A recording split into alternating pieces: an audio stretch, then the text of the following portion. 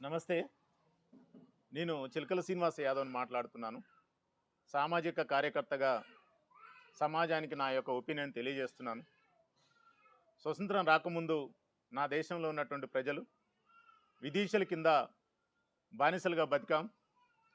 ఎన్నో ఎన్నో బానిస బతుకులతోటి సమాజం అంతా కూడా సమస్యల పాలైనాం. ఆ సమస్యల నుంచి బయటికి రావటం కోసమే ఎందరో మహానుభావులు ప్రాణాలు త్యాగం చేసేసి స్వతంత్రాన్ని సంపాదించుకున్నాం. స్వతంత్రం వచ్చిన తర్వాత నా సమాజం చాలా మెరుగైనటువంటి స్థితిలో సమాజం బతుకుద్దని ప్రతి ఒక్కళ్ళు కూడా సమాజం జీవిస్తుందని చెప్పి ప్రతి ఒక్కళ్ళు కూడా ఆశించారు. కానీ ఆశించిన విధంగా నా సమాజం లేనందుకు చాలా బాధగా అనిపిస్తుంది. మన పూర్వీకులు ఎన్నో సిద్ధాంతాలు రాశారు, ఎన్నో మంచి విషయాలు చెప్పారు. అయినా కానీ వాటన్ని సిద్ధాంతాలకన్నీ కూడా కట్టుబడి లేరు. సమాజంలో గుండాయిజం, రౌడీయిజం పెచ్చిమీరిపోతుంది. సమాజంలో మనం రాసుకున్నటువంటి సిద్ధాంతాలు, మనం రాసుకున్నటువంటి విధానాలు ఫాలో కావట్లేదు. అదేవిధంగా పరిపాలన విధానం, పరిపాలనిస్తున్నటువంటి వ్యక్తులు కూడా మంచి మంచి విధానాలతోటి పరిపాలన చేస్తున్నా కానీ కొంత అవకతవకలు జరుగుతున్నది చాలా బాధగా అనిపిస్తుంది. ఈ విధానం అనేది సమాజ న్యాయం జరిగినట్టుగా అనిపించట్లేదు. ప్రజాస్వామ్యం అనేది కరెక్ట్గా ఫాలో అవుతున్నారు అన్నదానికి నాకైతే నమ్మకం లేదు. ఆ విధంగా ఫాలో కావట్లేదని నేను బాధపడుతున్నాను. ప్రజానీకానికి, ప్రభుత్వం నడిపిస్తున్నటువంటి పెద్దలకి ఒకటే నా యొక్క మనస్తత్వాన్ని అంతా కూడా మీకు విన్నవిస్తున్నాను. నా మనసులో ఉన్న మాటను మీకు విన్నవిస్తున్నాను. గౌరవనీయులైనటువంటి మన ప్రధానమంత్రి గారు చాలాసార్లు మనకు తెలియజేస్తున్నారు, one India, one country, one nation, one rule అనే విధానాన్ని, వన్ సిస్టమ్ అనే విధానాన్ని తెలియజేసినందుకు చాలా సంతోషపడుతున్నాను. ఎందుకు అంటున్నాయంటే భారతదేశంలో జీవిస్తున్నటువంటి ప్రతి ఒక్కళ్ళు కూడా భారతీయుడిగా ఉన్నందుకు మనం అందరం కూడా గర్వపడాలి. అదేవిధంగా ఒకే మతంగా ఉండాలి, ఒకే కులంగా ఉండాలి. మతాల కొట్లాటలు, కులాల కొట్లాటలు ఇవన్నీ కూడా ఏమి ఉండవద్దు. అదేవిధంగా సమాజంలో ఉన్నటువంటి ఈ భారతదేశంలో ఉన్నటువంటి జనాభా ప్రకారంగా ప్రతి ఒక్కరికి కూడా గాలి, నీరు, పంచభూతాలు ఏ విధంగా అయితే మనం ఇవన్నీ కూడా గాలి, నీరు ఇవన్నీ ఏ విధంగా అయితే మనం అనుభవిస్తున్నామో అదేవిధంగా భూమి కూడా సమపాలనలో ప్రతి ఒక్కరికి కూడా అవకాశం ఉండాలి. అంతేగాని ఈ భూమి నాకు నాకు 100 ఎకరాలు ఉంది, 50 ఎకరాలు ఉంది, నా బినామీలకు ఉంది అని ఈ చిల్లర విధానం అనేది సరైనటువంటిది కాదు. సమాజంలో పెట్టుబడిదారు యొక్క విధానం రోజు రోజు పెచ్చిమీరిపోతుంది. ఇది ప్రజాస్వామ్యం అనిపించుకోదు. ఇది ఒకప్పుడు ఏందనమాట, విదేశీయుల పాలన కింద మనం బానిసలా బతికాం.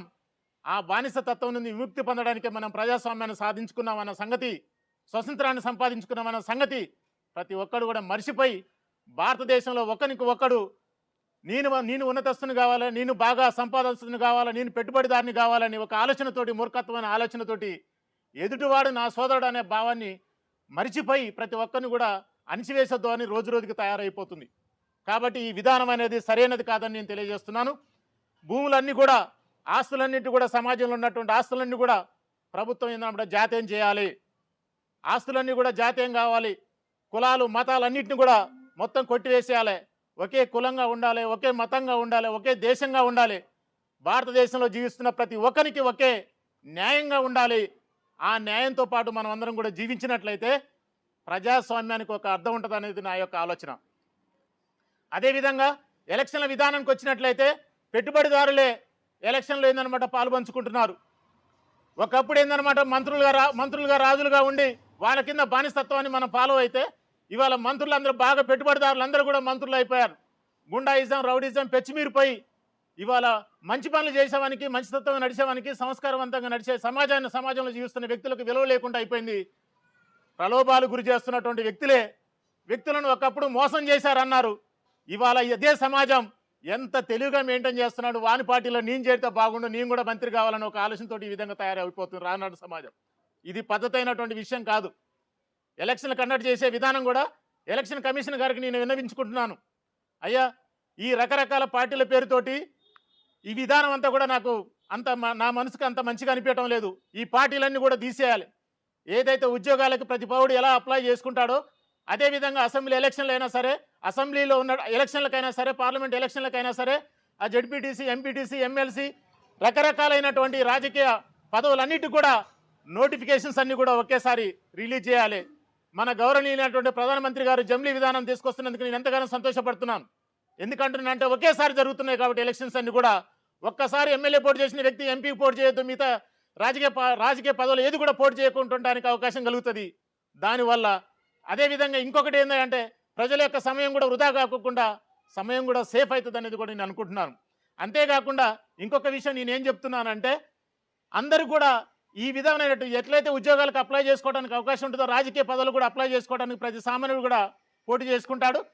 ఈ ఈ డాంబికమైనటువంటి విధానం వేల మందితోటి ఉపన్యాసాలు, వేల మందితోటి మీటింగ్లు పెట్టడం, డబ్బులు పంచడం, మందు పంచడం, మటన్ ఇవన్నీ పంచడం, ఈ విధానం అంతా కూడా స్వస్తి చెప్పాలి. ఎవరు కూడా బయట తిరిగేది ఉండదు.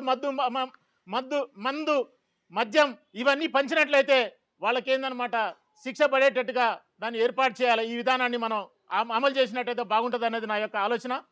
ఈ విధంగా మనం ఫాలో అయినట్లయితే సమాజానికి సమసమాజ న్యాయం ఏర్పడినట్టు అవుతుంది. అంతేగాని ఈ పార్టీలు పెట్టి ఎమ్మెల్యేలు కొనుక్కోవటం, ఎమ్మెల్సీలు కొనుక్కోవటం, ఎంపీలు కొనుక్కోవటం, రకరకాలైనటువంటి డబ్బులు ఇచ్చి కొనటం, డబ్బులు పెట్టి రాజకీయంలోకి వచ్చిన తర్వాత వాడు డబ్బులు సంపాదించుకోవడానికి రకరకాలైనటువంటి అవినీతి మార్గాలన్నీ ఫాలో కావటం, పేదరికంలో ఉన్నటువంటి జనాల మీద రకరకాలైనటువంటి పన్నులు విధించడం. ఒకప్పుడు ఏందనమాట ఉప్పు మీద పన్ను వేసినాయంటే పరాయి వాడు వచ్చి ఉప్పు మీద పన్ను వేసినాను వాడిని ఏందనమాట పరాయి దేశం వెళ్ళిన దాకా మనం పారదొలినాం. ఇవాళ ఉప్పు ఏందండి ప్రతి దాని మీద పన్ను విధిస్తున్నందుకు నువ్వేం స్వతంత్రం సంపాదించినవా అని అన్నదానికి ఒక అర్థం ఉంది. ఎంతగానో బాధపడుతున్నాను నేను. ఇది పద్ధతి అయినటువంటి విధానం కాదు. జాతుల సమాజంలో ఉన్నటువంటి భారతదేశంలో ఉన్నటువంటి ప్రతి ఒక్క వ్యక్తి ఆస్తులన్నీ కూడా జాతీయం చేయాలి. సమాజానికి అందరికీ కూడా సమార్పాలుగా పంచాలి. సమాజంలో ఉన్నటువంటి బీదవాడు ఉన్నవాడు అనే భేదం లేకుండా ప్రతి ఒక్కరు కూడా అసెంబ్లీ మెట్లు ఎక్కే విధంగా రాజకీయ పదవులు సంపాదించుకునే పోటీ చేసుకునే తత్వం కల్పించాలి.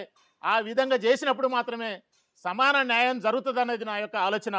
అంతేగాని ఈ పెట్టుబడిదారు విధానాన్ని, పెట్టుబడిదారు వ్యవస్థని మనం ఏర్పాటు చేసినట్లయితే సమాజంలోని అవినీతి పెరిగిపోద్ది, గుండాయిజం పెరిగిపోద్ది, రౌడీజం పెరిగిపోద్ది, సోదరభావం అనేది రోజు రోజుకి తక్కువైపోయి అవినీతి పాలన పెరిగిపోయి ఇది స్వతంత్రం వచ్చినలాగా కాకోకుండా మనం నవనాగరికతలో ఉన్నాము.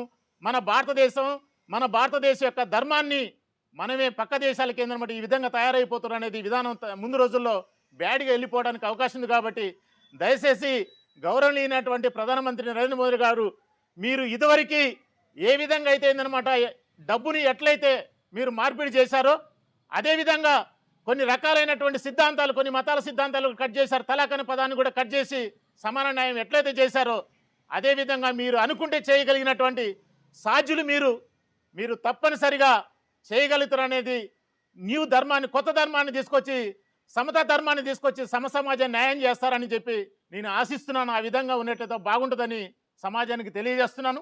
సోదరభావం అనేది పెరిగిపోద్ది, దేశ అభిమానం అనేది పెరిగిపోద్ది.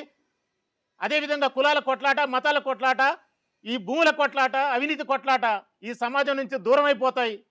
సమాజం న్యాయం జరుగుతుంది. సమాజంలో ఉన్నట్టు జనాభా అంతా కూడా చల్లగా బతకడానికి అవకాశం ఉంది. కాబట్టి ఈ పంచభూతాలన్నీ కూడా ప్రతి వ్యక్తికి అందే విధంగా న్యాయం చేకూర్చాలని చెప్పి ప్రధానమంత్రి నరేంద్ర మోడీ గారికి, గౌరవశ్రీ నరేంద్ర మోడీ గారికి నేను విన్నవించుకుంటున్నాను. అదేవిధంగా ఎలక్షన్ కమిషనర్ గారికి కూడా నేను విన్నవించుకుంటున్నాను. ముఖ్యమంత్రి గారికి, ఎలక్షన్ కమిషనర్ గారికి కూడా విన్నవించుకుంటున్నాను. Thank you very much.